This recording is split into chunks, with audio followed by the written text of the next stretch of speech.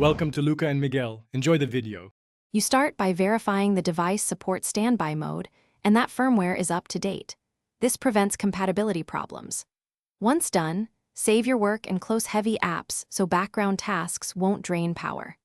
Make sure battery is above 20% or plug in the charger for extended standby, and set Wi-Fi/Bluetooth preferences to either keep connections or disable them depending on whether you need notifications. This first step gets the system ready to enter standby reliably and safely.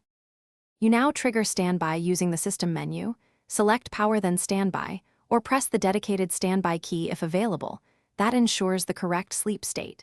Before confirming, check active processes and any scheduled backups or updates so they don't interrupt the transition.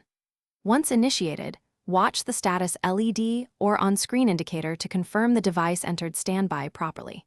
If you see a prolonged transition, make note of running services. They often explain delays and guide corrective steps.